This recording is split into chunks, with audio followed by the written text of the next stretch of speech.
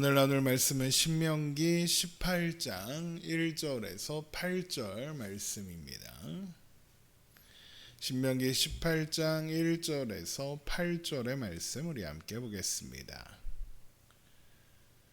신명기 18장 1절에서 8절 우리 한 목소리로 읽겠습니다.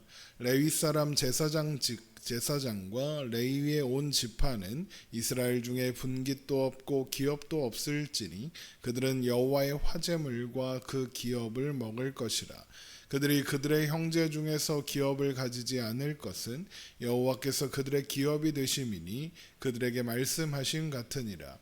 제사장이 백성에게서 받을 몫은 이러하니 곧 그 드리는 제물의 소나 양이나 그 앞다리와 두 볼과 위라 이것을 제사장에게 줄 것이요 또 내가 처음 거둔 곡식과 포도주와 기름과 내가 처음 깎은 양털을 내가 그에게 줄 것이니 이는 내 하나님 여호와께서 내 모든 지파 중에서 그를 택하여 내시고 그와 그의 자손에게 항상 여호와의 이름으로 서서 섬기게 하셨음이니라.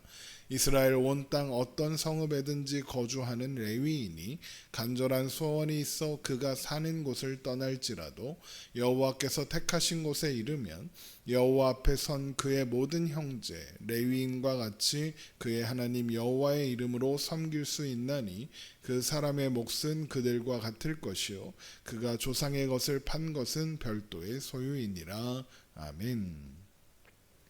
모세가 하나님께서 이스라엘 백성들에게 주신 규례와 법도들을 가르치는 것은 그것이 가나안에서 살아가게 될 이스라엘 백성들이 행복하기 위한 유일한 방법이기 때문이다 라고 말씀드리고 있습니다.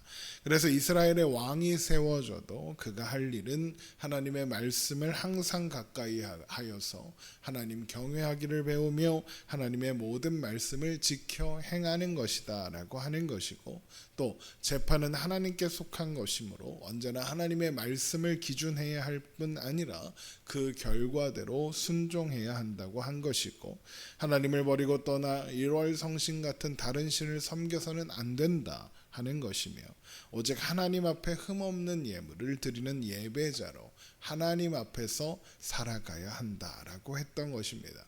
그것이 신명기 17장의 내용이었죠. 그런데 왜 그래야 합니까? 그래야 행복할 수 있기 때문입니다. 왜 그래야 행복할 수 있을까요? 그 이유를 이어지는 오늘 신명기 본문에서 확인할 수 있습니다. 신명기 18장은 레위 지파와 레위 지파에 속한 제사장에게는 분깃도 없고 기업도 없으니 하나님의 화제물과 그 기업을 먹는다라는 것으로 시작됩니다. 신명기 18장 1절입니다. 레위 사람 제사장과 레위의 온 지파는 이스라엘 중에 분깃도 없고 기업도 없을지니 그들은 여호와의 화제물과 그 기업을 먹을 것이라.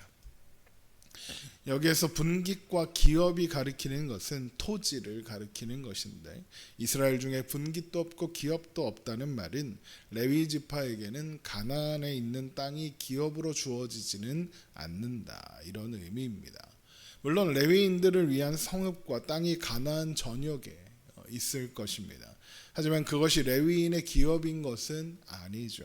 왜냐하면 레위인들에게 주어지는 성읍과 땅은 그들의 거주와 또 그들이 맡은 직무를 위한 최소한의 조치, 그러니까 제사에 사용될 가축들을 돌보기 위한 공간일 뿐, 그 땅에서 소산을 얻어 생활할 정도는 아니기 때문에 그렇습니다.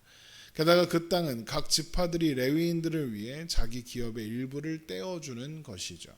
그렇다는 것은 곧 그 땅의 근본적인 소유권은 여전히 그 땅을 레위인에게 내어준 지파에게 있고, 레위인은 거주와 사용권만 가질 뿐이다 라는 의미로 추측할 수 있는 겁니다. 그래서 레위인들에게는 기업이 없다 그러는 거죠. 그래서 레위인들은 하나님께 드려진 제물 중에 레위인과 제사장 몫으로 주어지는 것들과 11조를 가지고 살아갑니다. 레위인들에게만 기업이 없는 것은 하나님께서 그들을 이스라엘 전체를 대신하여 하나님의 소유로 삼으셨기 때문입니다. 그리고 그렇게 된 것은 출애굽 그 밤에 애굽의 모든 장자의 죽음이 애굽 가운데 임했을 때 이스라엘의 모든 장자 또한 죽었어야 마땅했으나 하나님께서 넘어가사 유월하사 그들을 살리셨기 때문입니다. 그래서 이스라엘의 모든 장자는 하나님의 소유로 구별되었습니다. 그리고 하나님은 이스라엘의 모든 장자를 대신하여 레위 지파를 택하사 레위 지파를 하나님의 소유로 삼으셨습니다. 그러니까 레위인들의 생사는 하나님의 손에 있게 된 거죠. 그런데 땅을 가진다, 기업을 가진다라는 말은 내 힘으로 살아간다, 이런 의미입니다. 그런데 레위인은 이미 자기 존재의 주인이 자신이 아니다라는 겁니다. 그들의 존재 자체가 이미 하나님께 드려졌으니까요. 그래서 그들에게는 자신들의 노력으로 일군 기업, 내 땅이라는 개념 자체가 있을 수가 없는 겁니다. 마치 어떤 주인에게 속한 종이 주인의 땅을 경작하고 하는 것처럼, 하지만 그것이 그 종의 땅은 아닌 것처럼 그렇게 되는 것이죠. 대신 그들의 존재의 주인이신 하나님께서 그들의 기업이 되사 그들을 책임지십니다. 신명기 18장 2절입니다. 그들이 그들의 형제 중에서 기업을 가지지 않을 것은 여호와께서 그들의 기업이 되심이니 그들에게 말씀하신과 같으니라. 그런데 레위인들은 이스라엘의 모든 장자를 대신하는 존재다 그랬습니다. 그렇다는 것은 하나님께서 이스라엘 모든 장자의 기업이 되신다, 이런 의미가 되는 겁니다. 그리고 그 또한 그렇다는 것은 하나님께서 이스라엘의 모든 장자로 대표되는 이스라엘 각 지파와 가문의 기업이 되신다, 이런 의미로 확장될 수 있죠. 그러니까 하나님이 레위인들의 기업이 되신다라는 말은 하나님이 이스라엘의 기업이 되신다는 말과 같은 것이고, 이것은 하나님께서 이스라엘 전체를 자신의 소유로 삼으셨으며 그들을 책임지신다라는 의미가 되는 겁니다. 결국 레위 지파의 존재는 그 자체로 이스라엘 백성들에게 하나님이 자신들의 기업이 되시며 그들을 책임지고 돌보신다는 것을 눈으로 보게 하고 알게 하고, 그래서 기억하게 하는 방법이다라는 겁니다. 또한 그래서 레위인들에게 11조를 주어라 하시는 겁니다. 11조를 레위인에게 줌으로써 하나님이 우리는 하나님의 소유이며 우리가 가진 모든 것을 하나님이 주신 것이라는 사실을 알고 고백하게 되는 것이니까요. 또한 아마도 그래서 레위 지파를 이스라엘이 살아갈 가나안 전역에 흩어져 살게 하셨을 겁니다. 각 지파별로 레위인을 위한 성읍들을 내놓게 하셔서 살게 하셨다 그럽니다. 그렇게 가나안 어디서든 레위인들이 사는 곳을 보며 그것을 볼 수 있게 하시는 겁니다. 또한 그래서 레위인들과 제사장에게 주어진 것들을 구체적으로 가르쳐 주시는 겁니다. 신명기 18장 3절입니다. 제사장이 백성에게서 받을 몫은 이러하니 곧 그 드리는 제물의 소나 양이나 그 앞다리와 두 볼과 위라 이것을 제사장에게 줄 것이요 또 내가 처음 거둔 곡식과 포도주와 기름과 내 처음 깎은 양털을 내가 그에게 줄 것이니 이는 내 하나님 여호와께서 내 모든 지파 중에서 그를 택하여 내시고 그와 그의 자손에게 항상 여호와의 이름으로 서서 섬기게 하셨음이니라.